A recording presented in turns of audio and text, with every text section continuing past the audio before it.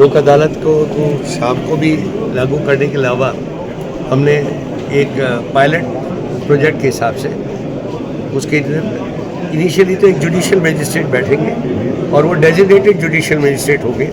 उनको हम पर्टिकुलर जैसे एनआई एक्ट के केसेस होंगे या जो कुछ ऐसे केसेस हो सकते हैं जिनको की रिक्वेस्ट कर दे पार्टीज कि साहब इसको इवनिंग कोर्ट में रख दो, और इवनिंग कोर्ट का टाइम भी वही होगा, करीब 2 से 2.5 घंटे।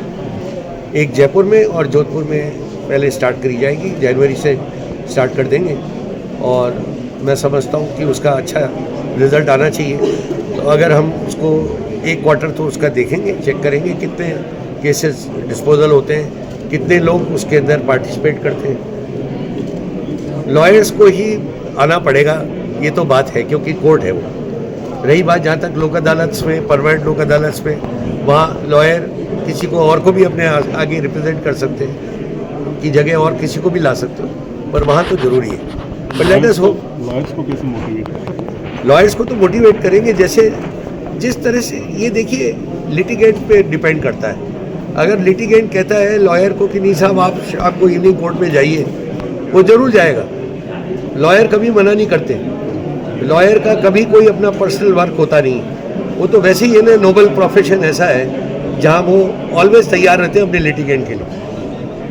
अब विश्वास कितना बैठता है वो देखने वाली बात है। जितना लोगों में विश्वास बढ़ेगा उतना ही ये सक्सेसफुल होगी है। मीडिएशन में भी विश्वास होना ज़रूरी है और आपको परमानेंट लोक अदालत में भी विश्वास होना ज़रूरी है। सारे के सारे एक्सपर्ट होते हैं परमानेंट लोक अदालत में। हम सेलेक्ट जो करते हैं वो डिस्ट्रिक्ट जज जो रिटायर होते हैं, हम उनको उसका वो मेंबर बनाते हैं, तो उनको पहले से पता होता है कि भाई हमें क्या कानूनी क्या पोजीशन है। उसके अलावा जो दूसरे मेंबर्स होते हैं वो भी दुनिया मतलब वेरी वेल एक्सपीरियंस पर्सन्स होते हैं, तो उनका भी एक फ़ायदा मिलता है। तो इस चीज़ का फ़ायदा अगर लिटिगेंट उठाएगा, हमने उसके लिए एडवर्टाइजमेंट भी कर रहे हैं हम पेपर में भी, और आप लोगों के मीडिया के माध्यम से भी हम ये बात सबको कहना चाहेंगे कि जितना वो करना चाहें, जितना वो आगे आगे आएंगे, अपने अपने लॉयर्स को बोलो।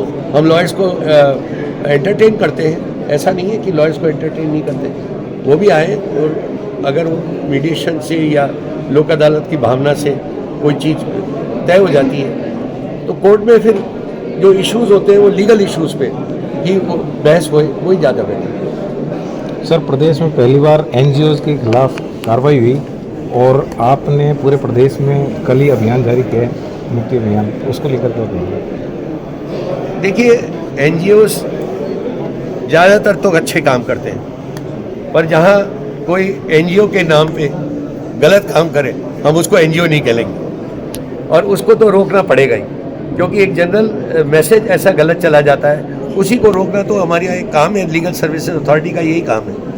तो हमने लीगल सर्विसेज अथॉरिटी में के जो मेरे सारे साथी हैं, सारे जुडिशल ऑफिसर्स हैं, दे आर वेरी विजिलेंट। और ये पर्टिकुलर सीट नहीं है, ये जयपुर के लिए नहीं, मैंने अभी डिविजनल हेडक्वार्टर्स पे भी सबको कहा है।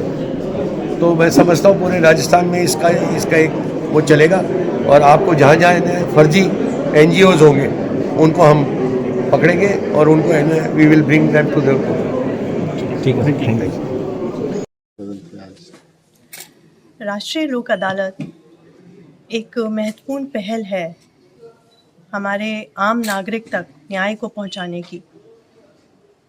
यह एक विशेष मंच है जिसके माध्यम से विवादों का समाधान समझौते और समझाइश के जरिए किया जाता है। पक्षकारों के लिए यह एक जरिया है जहां त्वरित न्याय जो सुलभ और सरल रूप से प्राप्त किया जा सकता है। मैं सभी पक्षकारों से अपील करती हूँ कि राष्ट्रीय लोक अदालत का अधिकतम लाभ उठाएं और अपने विवादों को समझाइश के जरिए उनका समाधान प्राप्त करें। साथ ही मैं अधिवक्तागण से भी अपेक्षा करती हूँ कि वे राष्ट्रीय लोक अदालत की भावना से अपने पक्षकारों का इसके लाभ से अवगत कराते हुए घर घर तक न्याय को पहुँचाएं और न्याय सबके लिए की जो भावना है उसको साकार करें।